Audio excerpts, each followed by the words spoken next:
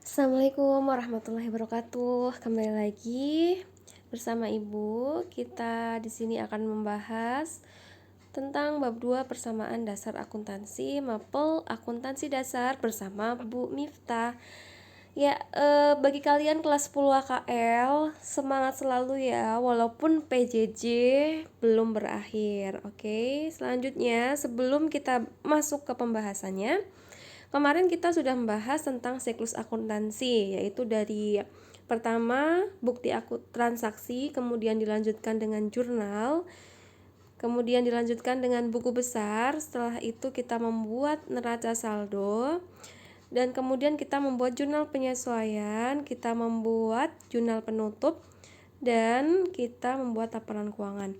Siklus akuntansi itu berarti perputaran kita mengerjakan akuntansi. Ini adalah inti dari mata pelajaran akuntansi. Jadi kalian harus bisa memahami nantinya dari bukti transaksi, jurnal ya. Ini dari bukti transaksi, jurnal, kemudian buku besar, kemudian neraca saldo, jurnal penyesuaian, jurnal penutup, dan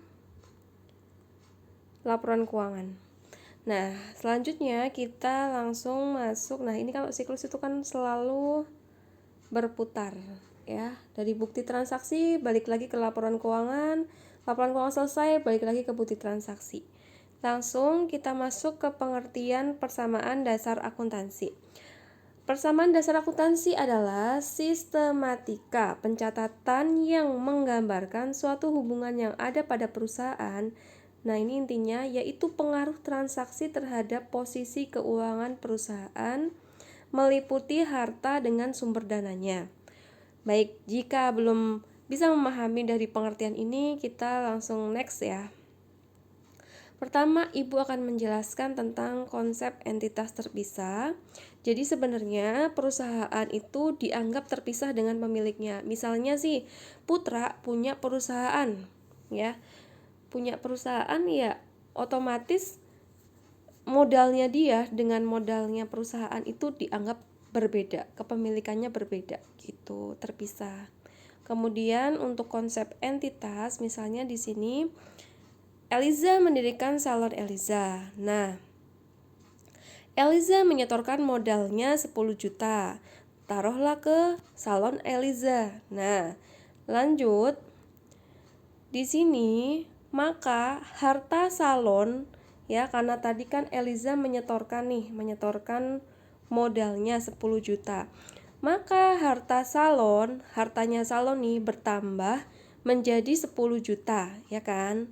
Nah, kepentingan Eliza itu maksudnya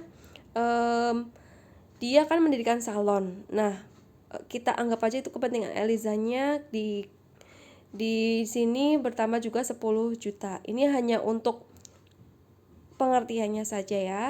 Nah, selanjutnya maka harta sama dengan kepentingan pemilik ya. Kepentingan pemilik. Sama-sama di situ bertambah sebesar 10 juta rupiah. Oke. Nah, di sini untuk Eliza, ini konsep entitas. Eliza menyetorkan modalnya, harta saldo bertambah, kepentingan Eliza juga bertambah 10 juta. Nah, maka seperti ini ya, seperti tadi 10 juta. Nah, kemudian ternyata modalnya itu kurang dari 10 juta, makanya dia itu meminjam ke kreditor gitu loh. Kreditor itu kan berarti kita ya meminjam uang untuk menambah modal dari salon Eliza. Nah, maka dari itu harta sama dengan dari kreditor ditambah kepentingan pemilik. Ya kan? Jadi hartanya salon itu bertambah dari mana aja? Dari kepentingan pemilik yang modalnya Eliza tadi dan dari kreditor karena kita minjem uangnya. Maka dari itu harta kita jadi 11 juta yang berasal dari kreditor dan kepentingan pemilik. Gitu ya. Nah, ini nanti ketika kita belajar tentang persamaan dasar akuntansi, kita akan mempelajari tabel seperti ini, di mana tadi kan kita sudah menyetorkan. Si Eliza menyetorkan, maka kas perusahaan bertambah sebesar 10 juta, kemudian modalnya juga bertambah 10 juta, gitu.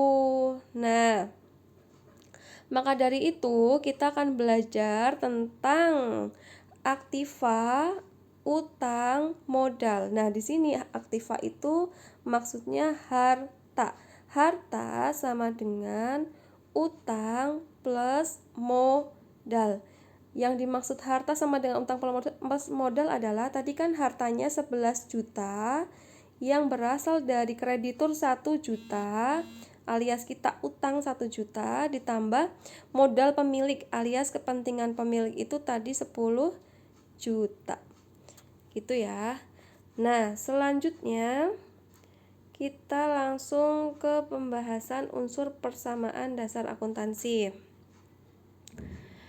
Apa yang dimaksud dengan aktiva itu? Aktiva atau harta yang dimiliki perusahaan yang merupakan sumber ekonomi, itu kurang E ya. Kemudian contoh kas, piutang, gedung dan sebagainya. Nah, jadi kalau misalnya sekolah nih, berarti sekolah itu juga punya gedung kan, punya piutang pastinya, punya kas juga gitu. Kalau perusahaan dia juga punya kas, punya piutang. Piutang itu apa sih? Piutang adalah hak kita yang belum ditunaikan. Contohnya kamu utang ke si A, berarti si A itu punya piutang gitu. Selanjutnya, utang, kewajiban yang menjadi beban perusahaan. Kewajiban yang menjadi beban perusahaan, kewajiban yang belum dibayarkan, biasanya utang itu ya. Misal utang pembelian kredit. Nah, selanjutnya modal, hak atau klaim pemilik atas aktiva perusahaan. Contoh setoran modal oleh pemilik. Ya, selanjutnya perubahan dalam komponen PDA, persamaan dasar akuntansi. Nah, ini ada di modul kalian. Ketika ada perubahan harta, pasti diikuti dengan perubahan harta lain dalam jumlah yang sama. Ini prinsipnya ya. Perubahan harta diikuti dengan perubahan utang. Jika tidak, misalnya perubahan harta diikuti dengan harta lain, berarti ini bisa salah satu ya. Kalau misalnya enggak yang poin A, berarti yang poin selanjutnya. Biasanya juga perubahan harta diikuti dengan perubahan utang. Atau perubahan harta juga diikuti dengan perubahan modal. Perubahan harta diikuti juga dengan perubahan utang gitu. Nah, selanjutnya kita masuk misalnya. Ini siapa nih? Ya, ini ternyata Pak Lee Min Ho. Pak Lee Min Ho ingin mendirikan sebuah salon. Ya, karena dia kan stylish banget ya. Jadi dia pengen diriin salon tuh. Nah, yang pertama, Pak Lee Min Ho ingin mendirikan salon. Nah, dia yang kedua menginvestasikan uangnya untuk modal usaha. Ya kan? Nah, ketika dia sudah menginvestasikan uangnya untuk modal usaha, dia belikan modal itu untuk membeli peralatan. Nah, jika modal dari Pak Li ini kurang, dia minjem ke bank. Maka dari itu, dari sinilah kita bisa muncul kalau salonnya si Pak Limin itu alias hartanya Pak Limin itu berasal dari siapa? Dari utangnya, utang dari bank ditambah utang dari bank, utang dari siapapun ditambah dari modalnya Pak Limin itu sendiri gitu. Maka dari itu akan berpengaruh pada transaksi-transaksinya. Kita langsung ke sini nih, pengaruh transaksi terhadap persamaan akuntansi. Setiap transaksi berpengaruh ke persamaan akuntansi. Nah, tadi kan kita sudah belajar tentang H sama dengan U ditambah M, utang ditambah modal ya. Nah, maka dari itu apa pengaruhnya? Ini misalnya gini nih, suatu perusahaan membeli sebuah kendaraan 100 juta secara tunai Apa pengaruhnya? Pengaruhnya maka kas perusahaan berkurang sebesar 100 juta. Kenapa? Ini untuk beli secara tunai.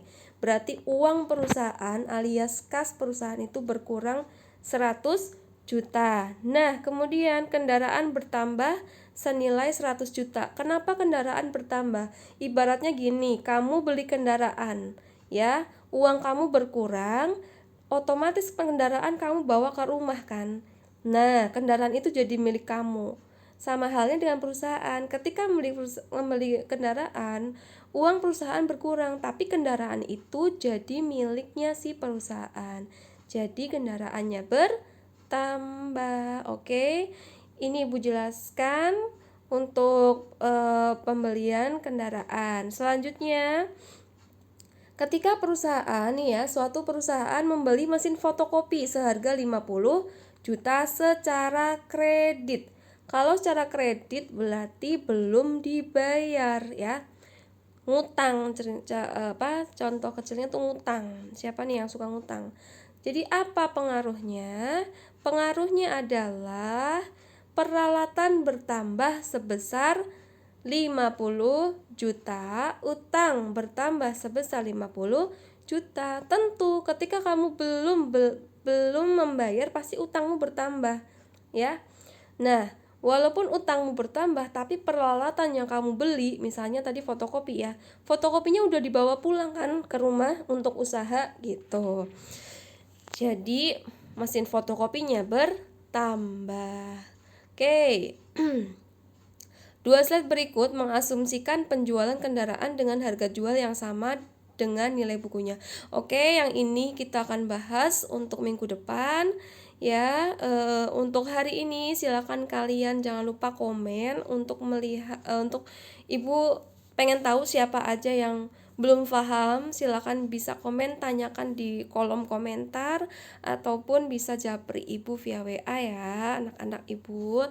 Terima kasih sudah memperhatikan. Wassalamualaikum